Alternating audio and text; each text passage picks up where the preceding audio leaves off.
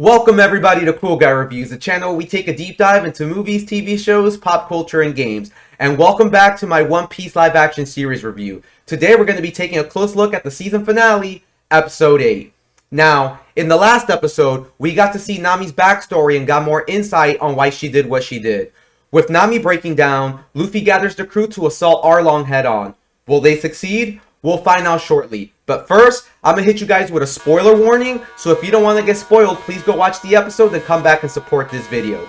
Alright, now that we got that out of the way, let's set sail one final time this season. Episode 8, Worst in the East. We start the episode with a flashback as we see a young Nami getting her sawfish tattoo. Arlong tells Nami she belongs to him now. He will use her gifts to map out the entire world so he can conquer the seas. He tells her if she can gather 100 million berries, she can buy back Koco Village and her freedom. We then transition to the present day as our crew arrive at Koco Village to see it burnt up in ruin. Nojiko and the other villagers confront Nami. They forgive Nami for her sacrifices, and Genzo says the village will march on Arlong Park. Nami stops them and says, "This is my fight." No. This is our fight. We then transition to Garp's marine vessel by the shores of the marine base in the Konomi Islands. Bogart takes Marine Captain Nezumi to Garp for questioning. Vice Admiral Garp, what a pleasure to see you. You might not think it's a pleasure when you hear what I have to say. Garp tells Nezumi of reports of Arlong causing troubles in the Konomi Islands, and Nezumi says everything is under control. He tells Garp a new crew of pirates are responsible for the attack on Koco Village, led by a ruthless killer named Luffy. What?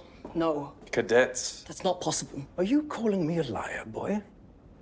Nezumi offers to kill Luffy, and Garp tells him, You'll do no such thing. and wonders where Luffy could be. We then cut to Arlong Park as smoke bombs start exploding all around.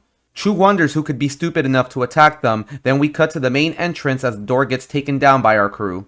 The Straw Hats barge in, ready to avenge Nami and Koco Village. The assault begins as we see Sanji and Zoro take out a few fishmen. Usopp lands a great shot on Chu's face, which angers him as he chases down Usopp. Nami and Luffy make their way to the center of the map room as Nami searches for the map of the Grand Line. As they attempt to leave, Arlong stops them in their tracks. Welcome to Arlong Park. We cut back to Usopp as he is being chased down by Chu. Chu stops and uses his ability to spit projectiles at sonic speeds as he pins Usopp down. Usopp goes to take a shot but is knocked back by Chu's projectiles. Meanwhile, we see Sanji and Zoro taking out many fishmen as they reluctantly work together. I had that one. If you had him, then I wouldn't have got him. Back in the map room, Arlong tells Nami she could have been spared from his plan to end humankind. He then thanks Nami as all her work has given them the knowledge he needs to accomplish his mission. Arlong then threatens Luffy with a saw blade and Luffy manages to shatter it to pieces. Luffy tells Arlong he's no different than every other pirate who's tried to stop him. So I'm gonna kick your ass just like I did theirs. He tells Nami to run. Arlong tries to attack, but Luffy steps in. Round 2, Arlong. We then cut back to Sanji and Zoro as they argue while fighting. Buggy then tells them he feels his body nearby as they release his head. He then proceeds to put his body back together. They ask for Buggy's help and I'm gonna get out of here. Buggy then runs away from the fight. We then cut to Chu as he searches for Usopp.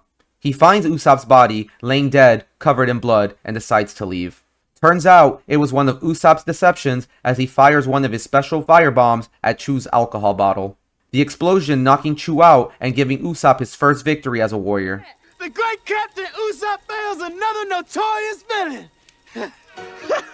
Back to Sanji and Zoro, Kurubi crashes in to seek revenge and dives straight to them at super speeds as he knocks them back. Meanwhile, Luffy fights with Arlong as he manages to land a blow to his face, drawing blood. Arlong laughs it off as he sheds his teeth to grow more. Arlong tells Luffy Nami would be nothing without him, and Luffy looks around the room seeing all the maps and says that he would be nothing without her. He throws a punch which misses and cracks a pillar. Arlong laughs as he tells Luffy how will he manage to defeat him if he keeps missing all his attacks, and Luffy says, I can destroy everything you've built. Luffy starts to punch and cracks some of the pillars as Arlong gets extremely angry. He attempts to hit Luffy as Luffy manages to trick Arlong into breaking the pillars. Arlong then throws Luffy across the room as the building starts to crumble. Meanwhile, Sanji and Zoro struggle to fight Kurubi as none of their attacks have any effect on him. Kurubi then proceeds to talk about Nami and Sanji gets pissed.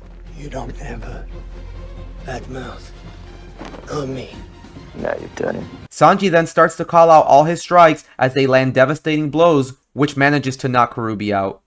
Zoro comments on his attacks and All great fighters call out their finishing moves. Yeah, you're gonna fit in just fine.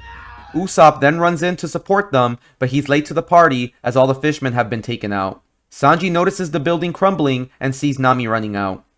Nami! Sanji goes for a hug, but Nami passes him, hugging the others. Still inside fighting, Luffy hits Arlong with multiple strikes, knocking him back. Arlong in anger charges at Luffy, and Luffy calls for one of his signature attacks.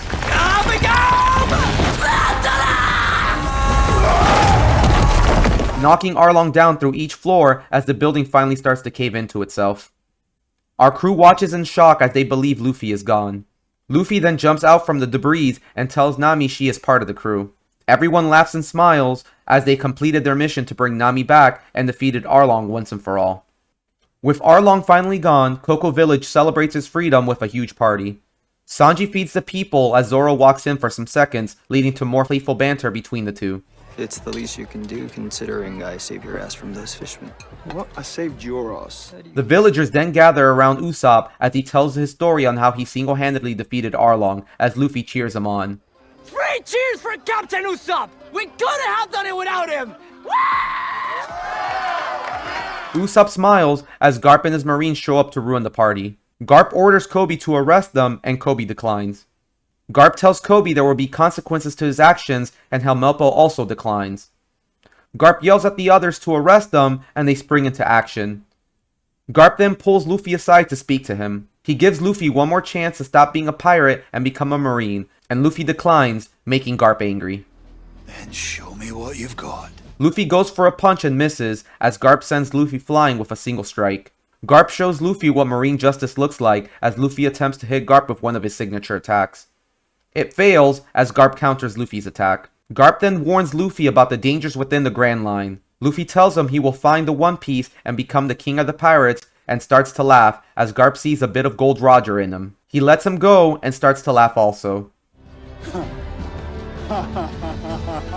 Have it your way. Garp then tells his marines to stand down and seek out and arrest Arlong's pirates. Nezumi steps in and demands Garp also arrest the Straw Hats as Nami knocks him out with her pole.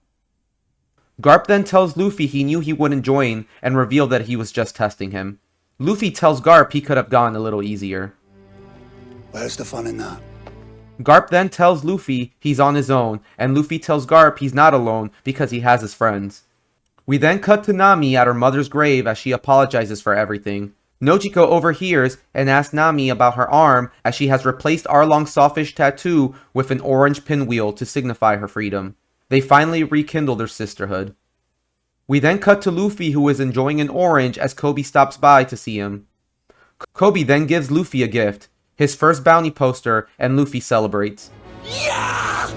Yes! Whoa! Whoa! That's a lot of berry! Kobe then tells Luffy he has the highest bounty in the East Blue and that he is now a wanted man. Luffy and Kobe embrace each other as they both have taken their first steps to their dream. They say their goodbyes and go their separate ways. Luffy heads back to the Going Merry to show the crew his new bounty. Usopp gets excited as he appears briefly behind and tells the rest of the crew not to get jealous. Zoro then warns them with that high of a bounty, every bounty hunter in the East Blue will be gunning for them, and Luffy tells them they aren't staying in the East Blue. We're going to the Grand Line. We then get a montage of many past characters reading the news to see Luffy's first bounty as they are proud of his accomplishments. We see Kaya as she notices Usopp in the background and can't help but just smile. We see Zeph proudly post Luffy's bounty on his Employee of the Month board. We even get to see Buggy's reaction. 30 million? I'll kill the little shit myself. As Alvida also wants in on the action. Garp is somewhat proud that Luffy has managed to obtain the highest bounty in the East Blue. Kobe and Helmeppo then step in, ready to receive their punishment, and Garp congratulates them for standing up for what they believe in. Garp decides to train Kobe and Helmeppo personally to become stronger Marines. Helmeppo then acknowledges Kobe as a friend to his surprise. Garp then states that maybe Zeph was right and it's time for the next generation to take his place as he walks away. We then cut to Mihawk as he approaches a drunk Shanks. Shanks tells Mihawk that he's not in the mood for a duel, and Mihawk tells him he's not here for a duel, especially since he's half the man he once was. I could still take it. And with one arm tied behind my back. Mihawk then takes out a bounty poster as Shanks realizes it's Luffy's. Shanks and his crew celebrate as Luffy is now a pirate captain. They invite Mihawk for a drink as Shanks is happy for Luffy. Back at the Going Merry, Luffy surprises Nami with some orange trees to remind her of her home. She thanks Luffy and tells him that they have a surprise for him also. Usopp releases the sail and we get a look at the famous Straw Hat Jolly Roger.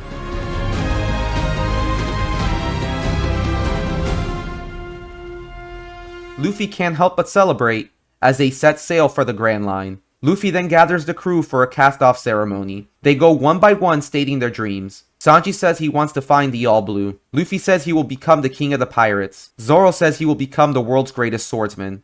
Nami says she will draw a map of the world. And Usopp says he will become a brave warrior of the seas. Luffy cheers. Nothing's gonna stand in our way! As our whole crew holler and celebrate as they take their first steps to realizing their dreams, as they set sail towards the Grand Line, as the iconic theme song hits in the background as the title appears. But the episode doesn't end, as we see a bunch of smoke clear up and we see a figure smoking a cigar.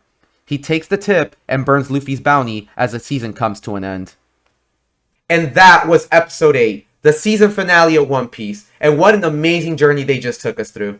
It's safe to say One Piece finally broke the live-action anime curse. We finally get to see a live-action take that respects the source material, yet builds its own narrative without compromising what made the series great in the first place.